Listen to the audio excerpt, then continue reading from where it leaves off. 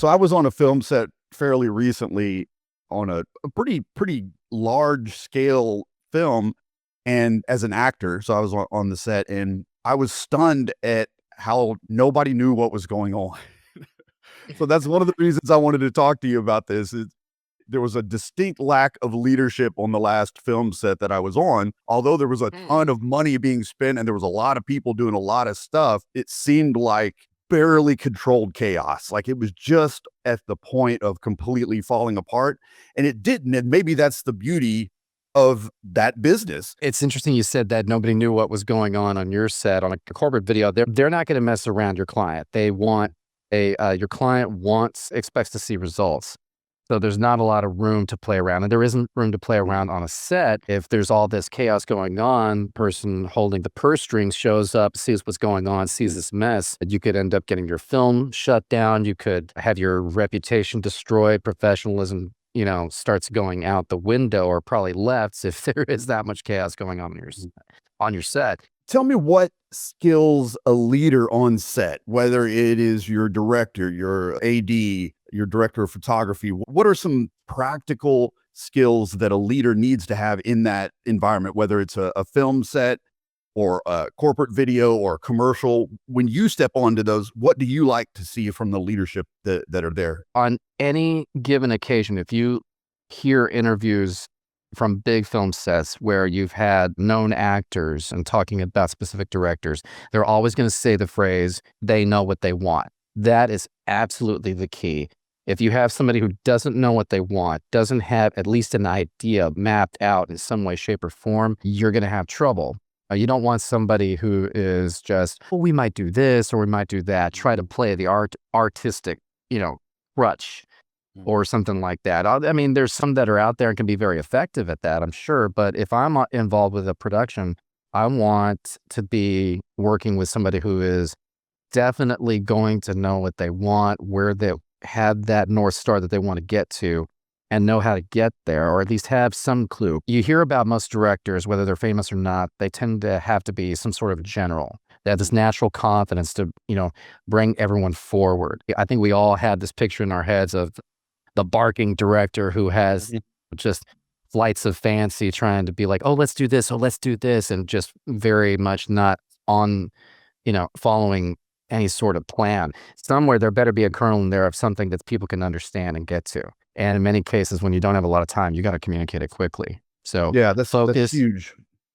Yeah, definitely. And I'm already seeing kind of the tie-in to leadership in general, corporate leadership. New leaders have that vision, have that goal in mind, and then be able to communicate it. So it's not just having the vision, it's being able to communicate that vision. And when you step onto a set, when I step on as an actor, you step on as a photographer, or if you're doing audio or whatever part of the film you're involved in, you don't want to step into that environment and have this feeling of, I don't know what's happening, I don't know what I need to do. Having that clarified up front, to me, is the foundation of everything. Just like in a regular, any kind of work project, right? And you work in the corporate environment. Do you see those parallels between when you go onto a film set and you see kind of how they run versus how things run in the office on a day-to-day basis? Absolutely. There are so many parallels, but there's also extreme variances for sure.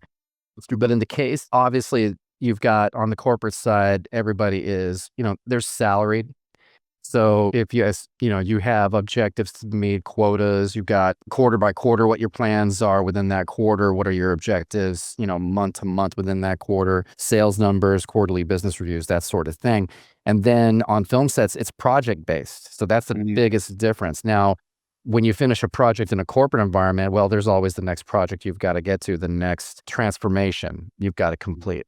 And then with a film set, once you're done, once one part of the machine is, finished with that cog in the wheel, then you take that cog and you got to finish polishing it or making it next. I'm making a assembly line analogy there, but that's very much what a film process is. That's another thing in leadership, is understanding what your other teams need to do. Now, there's plenty of people that are saying, no, you don't need that. You don't need it at all. You can brush it aside. I think that's a dangerous thing for a leader to consider. I mean, you've got all these things you've got to deal with, so you're not going to be big in the details. You hire people to handle those details.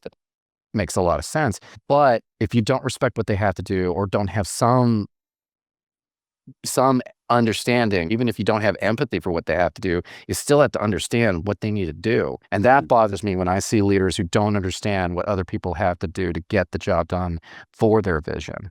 And that can be messy. That's so important, man. For a leader to know the positions on their team, they don't necessarily have to know how to do them, and they really shouldn't in a lot of ways, right? Because what's the point of that, right? If you as a leader could do all the jobs on your team better than everybody, you don't want that. You want to hire the best people, but you do need, like you said, to have a working knowledge of what they're doing, so you know if they're doing it right or wrong, and you need to know what the effect of your decisions is going to be down the road, right? So the takeaway is know what your team is doing and know how they do it and have respect and empathy for what they're doing, right? Right. And even if you don't know, I mean, at least, get a clue. I mean, you don't have to know the minutia. I mean, the minutia is going to matter to the person that's got to get it done.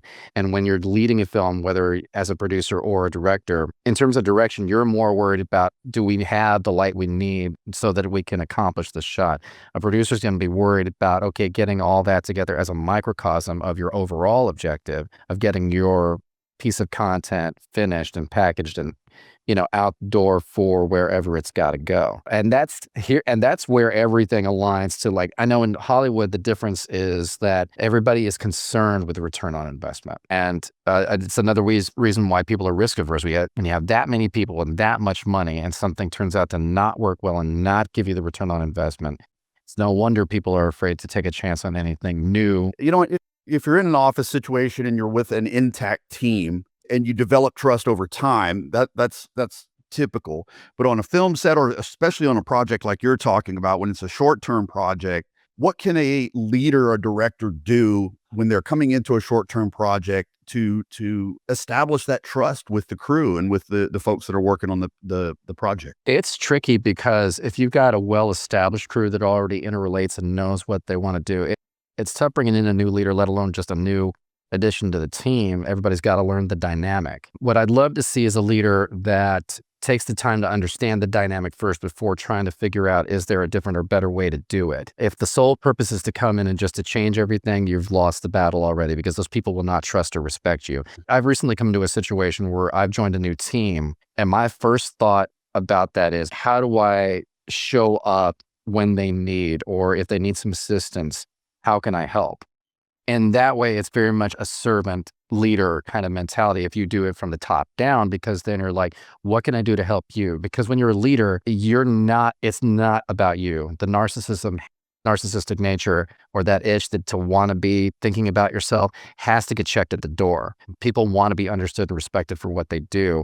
So if you think about them from that perspective, you might just begin to build a better team that way, or at least find a way to help prop that team up. Because as a leader, and this is something already, you want to see your team succeed. I like this idea of getting your moment to shine in service of the vision, and that's where I think we see sometimes in film, we see that kind of fall apart, where you go, okay, they just put that shot in because it looked cool, but it didn't serve the story. So maybe the director was just going, Jeff did a good VFX shot, and we don't want to cut that out, so let's throw it in there. When in that case, maybe the director needs to take a firm stand and say, look, this does not serve the vision, and it ends up on the cutting room floor. And that's the responsibility of leadership, is sometimes you can't please everyone. But I like what you also said, as an individual contributor, if you understand the vision and you understand what everybody's doing, then you're able to let go of some things. I'm not on like Steven Spielberg sets or anything like that, so I have no frame of reference. But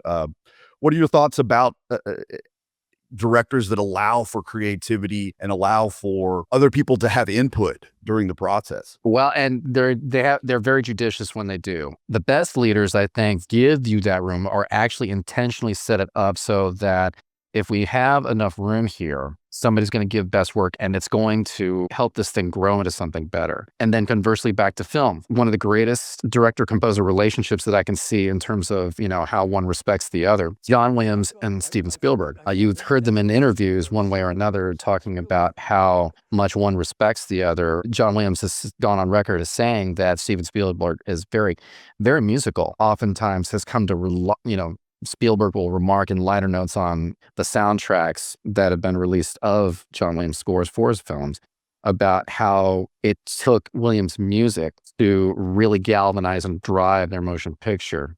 And that's a big leadership, mentality. When you know the person and what they're capable of doing and the trust that you can show in them to do that work, it's a big leap of faith in terms of creativity and with creators. And can we trust this person? Can they prove that they can do it?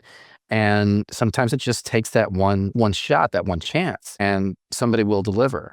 I think as a leader, allowing yourself some room to do that, bringing someone on who gives a fresh perspective and can deliver on that. If they can show you that they can deliver, and that's like the interview process, they'll demonstrate some capability, some know-how, but sometimes from internal even, somebody who's, from outside the team, if they can show a passion, a commitment, and a willingness to learn, and can show some and demonstrate some ability, show that they can do, then you've got another great team member in the making that you could even, bring forward and elevate in their career. I think we could tie that back to the idea of trust. And I think we could pull that into the corporate team idea that sometimes you need to trust your leader, and you need to allow your leader to have their vision and their room to work with your colleagues. And it is not your responsibility to chastise your colleagues or give your vision for them. That's not your responsibility. You need to have that sort of influence without authority if you want to influence them and everything. But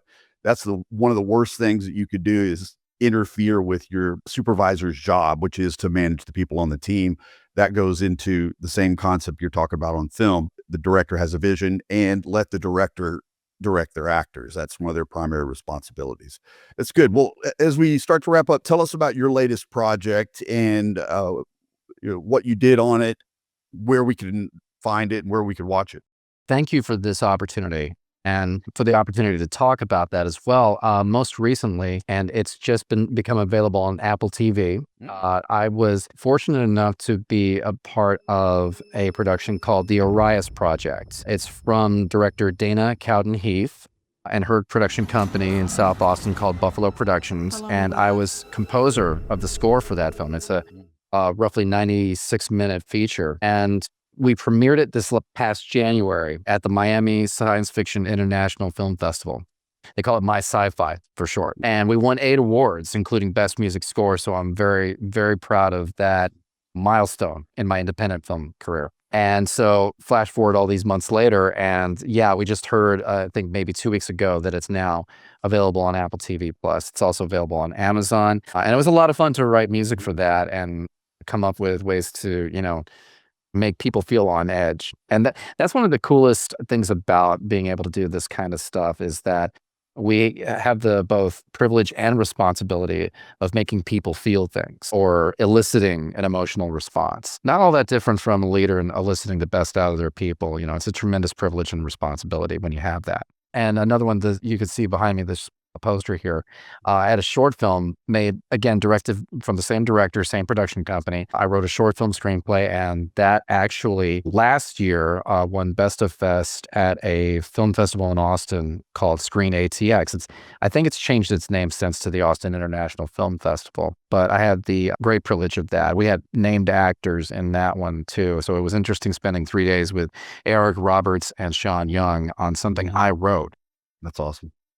As a screenwriter. Well, congrats on your success, and we look forward to seeing more from you. We'll put all the information about the projects in the description for the video. Thank you guys for watching. Thank you, Chris, for being here, man. You're a good friend, and it's always cool to talk to you. And subscribe, like, share if you want to, and we'll see you next time. Thanks a lot.